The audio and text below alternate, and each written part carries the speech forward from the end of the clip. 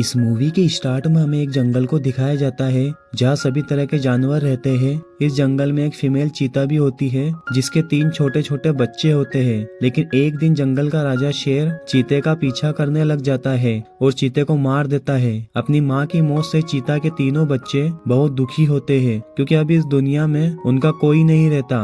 रात में चीते का एक बच्चा जंगल से निकलकर हाईवे पर आ जाता है। तभी वहाँ से एक कार गुजरती है और कार इसके पास आकर रुक जाती है और उसमें से एक जेन नाम का लड़का अपने डेट के साथ बाहर निकलता है। अब ये दोनों चीते के बच्चे को घर लेकर आ जाते हैं जिसे देखकर जेन की मॉम बहुत खुश होती है। जेन चीते के बच्चे का नाम ड्यूमा रखता है। अब धीरे धीरे ड्यूमा जेन की फैमिली का एक मेंबर बन जाता है। अब एक दिन जेन के डेट की तबीयत अचानक खराब हो जाती है और उनकी डेथ हो जाती है जिससे जेन बहुत दुखी होता है क्योंकि जेन अपने डेट से बहुत प्यार करता था। अब अगले दिन जेन अपनी मॉम के साथ स्कूल जा रहा होता है तो ड्यूमा भी उनके पीछे पीछे आ जाता है और इनका पीछा करते हुए स्कूल तक पहुंच जाता है। क्लास में पढ़ते समय जब जेन खिड़की में ड्यूमा को देखता है तो वो घबरा जाता है और अगले ही पल स्कूल में सभी बच्चे ड्यूमा को देखकर इधर उधर भागने लगते हैं और जेन ड्यूमा को लेकर स्कूल से बाहर आकर शहर से बाहर निकल जाता है क्योंकि उसको डर होता है कि कई शहर के लोग ड्यूमा को चिड़ियाघर न भेज दे।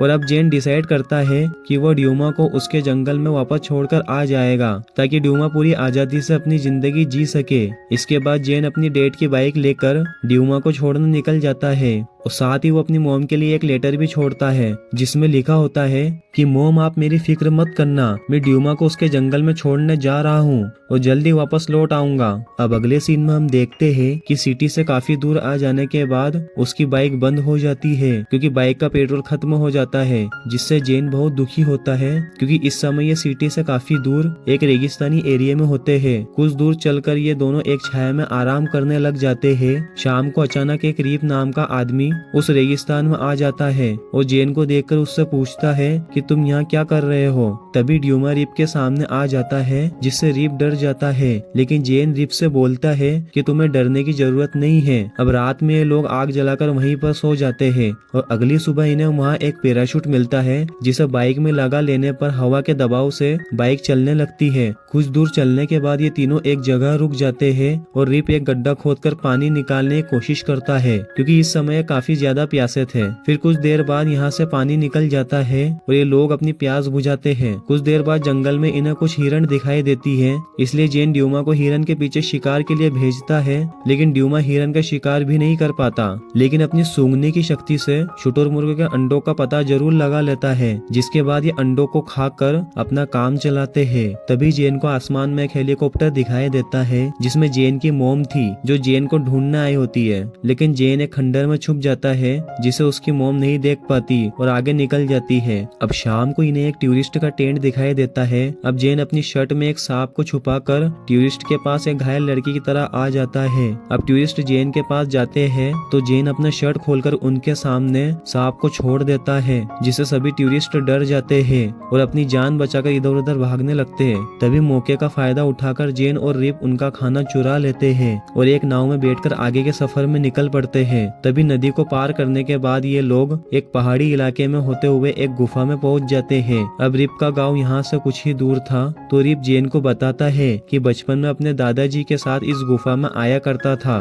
तभी जेन को अपने डेट की याद आने लगती है तो रिप जेन को समझाता है कि तुम डूमा को जंगल में छोड़कर अपनी मॉम के पास चले जाना क्योंकि तुम्हारे सिवा उनका इस दुनिया में कोई नहीं है और मैं भी अपने गांव में अपने परिवार के पास वापस चला जाऊंगा। अब अगली सुबह रिप जेन और ड्यूमा के साथ एक घास के मैदान से गुजर रहे होते हैं तो कुछ जहरीली मक्खियां इनके ऊपर हमला कर देती है। रिप इन मक्खियों से जेन को बचाने के लिए उसे एक चादर से ढक लेता है और इस दौरान वो खुद जहरीली मक्खियों का शिकार बन जाता है और मक्खियां बुरी तरह से उसे काट लेती है जिसकी वजह से रिप की हालत खराब होने लग जाती है और देखते ही देखते रात भी हो जाती है और साथ में बारिश होना भी स्टार्ट हो जाती है जिसकी वजह से रिप की हालत पहले से भी ज्यादा खराब हो जाती है। ये देखकर जेन रिप के गांव में मदद के लिए जाने लगता है। अब गांव में पहुंचकर जेन गांव वालों को अपने साथ चलने को बोलता है। फिर रिप के फैमिली मेंबर उससे मिलकर बहुत खुश होते हैं और जेन को थैंक्स बोलते हैं। अगली सुबह जब जेन ड्यूमा को ढूंढता हुआ घर के बाहर आता है तो वहाँ उसे डूमा नहीं मिलता जिसके बाद जेन ड्यूमा को ढूंढता हुआ काफी दूर आ जाता है, जहाँ पर वो देखता है कि ड्यूमा एक चीते के साथ खेल रहा है,